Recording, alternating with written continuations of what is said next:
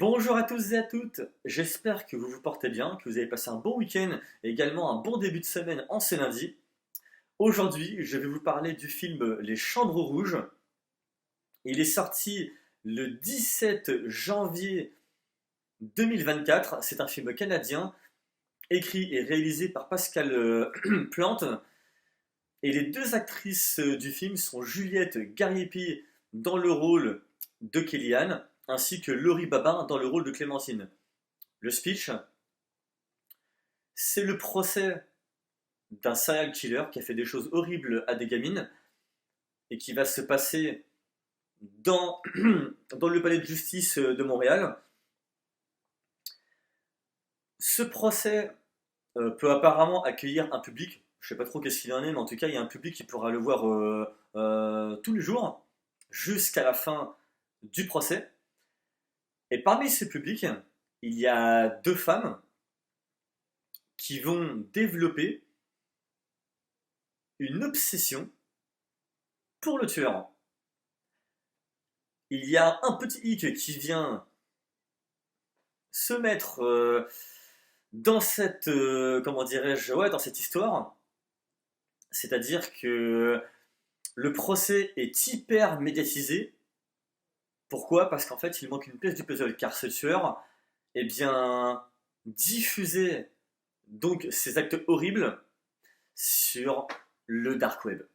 Et par conséquent, il leur manque une vidéo. Sinon, ils ne peuvent pas trancher sur la décision finale face à cette horrible personne. Et par conséquent, des experts spécialisés en informatique, réseau, etc., vont donc être chargés de ce projet de ce procès qui sera donc traité tous les jours. Et donc va s'en suivre le développement dans cette même foulée, eh bien, de ces deux femmes. Le film se divise en trois parties. Il y a une première partie qui se déroule dans le procès, d'ailleurs, qui est une excellente première partie. Les plans caméra sont très bons. Ce sont pour la plupart des plans travelling. Et les dialogues, c'est pareil aussi, ils sont en béton. Les mots sont parfaitement choisis. Et il y a une ambiance glaciale qui se pose dès le début. Ensuite, le réalisateur explore et nous montre du coup les facettes de ces deux femmes, ce qui va s'avérer pour le coup être particulièrement déroutant. Et quant à la troisième partie, ce sera la fin du procès, mais je vous laisse le découvrir. Eh bien, alors c'est le début d'année, bien que le mois de février a quand même été déjà bien entamé. Je ne sais pas encore quel autre thriller sortira cette année, mais en tout cas, c'est thriller tout droit sorti d'un studio canadien indépendant. Bah, c'est une bombe atomique. Et pour le moment, je dirais que je le place dans mon top 5, voire peut-être même top 3. C'est-à-dire qu'il y a deux éléments qui m'ont frappé dans le film. Moi qui adore les thrillers, et d'ailleurs, pour les fans de thrillers, autant que pour les amateurs et amatrices de films qui aiment bien aller explorer les méandres, on va dire, allez, noirs de l'esprit humain, foncez, sans aucune hésitation. Je pense que vous aimerez beaucoup. Maintenant, les deux points que j'ai beaucoup aimés.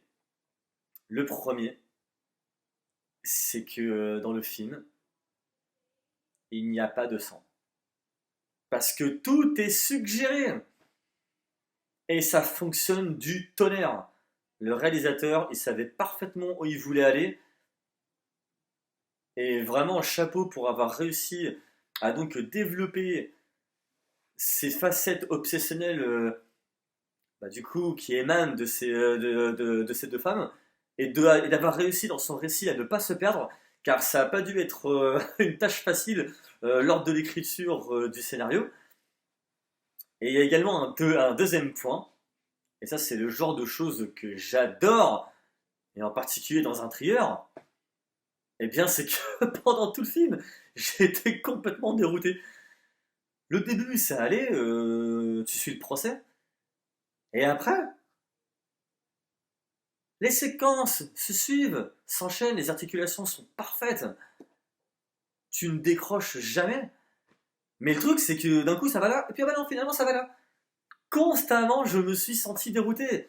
Et pour ça, je le remercie. Car cela vaut de l'or, c'est génial.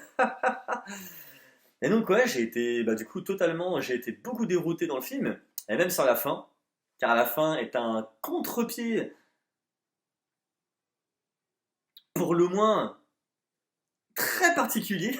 Franchement, même ça, je ne m'y attendais pas, voire même, ainsi dire, pas du tout, honnêtement, ouais, je m'y attendais pas. C'était vraiment, waouh! Et donc, ben, c'est un trigger très glaçant, pas angoissant, mais très glaçant, et qui, je pense, ne sera peut-être pas forcément à la portée de tout le monde, car il y a quand même il y a quelques scènes psychologiques qui sont assez dures, et le film, peut-être que je l'aurais mis interdit aux moins de 12 ans avec avertissement. Je pense notamment à quelques scènes qui ne sont pas sans me rappeler le cinéma de David Fincher, et il y a quelques scènes, je ne pourrais pas vous dire le nombre de chiffres exacts, donc je vais y aller de manière spontanée, hein. Il y a une séquence où une des deux actrices se retrouve devant un écran d'ordinateur. Elle est sur le dark web et il va se passer quelque chose. Et quand j'ai vu cette scène-là, je me suis dit, aïe aïe aïe, vers où on va? Car le réalisateur pointe également du doigt le voyeurisme humain. Et moi, pour le coup, ben, je suis en train de me dire, quand je vois les démarches dans lesquelles se lance donc l'actrice en question, que je vous laisserai donc découvrir en regardant le film, bah, j'étais en train de me dire, mais purée, ça va aller où en fait? Parce qu'il y a une espèce de curiosité où je me dis, tu vas où, tu vas où, tu vas où? Et effet boule de neige, ben parfait.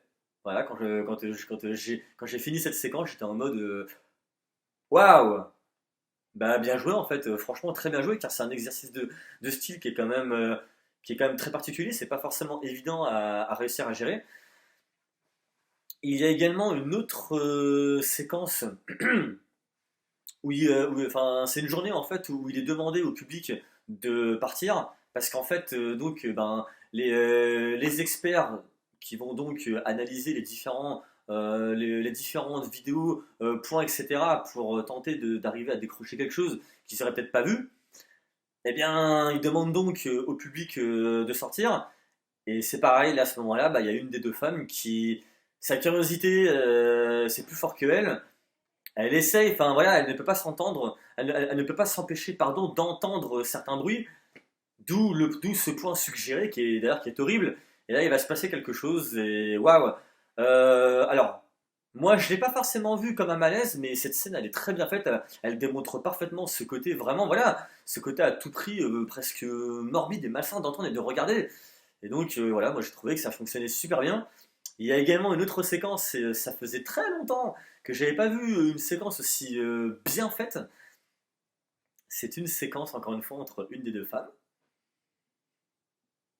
Et dans cette séquence, eh bien, c'est un faux plan séquence qui va donc faire un unique et seul face à face entre elle et le serial killer. Et bah que purée, waouh!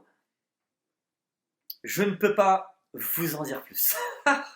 Mais en tout cas, cette séquence, elle était très intense.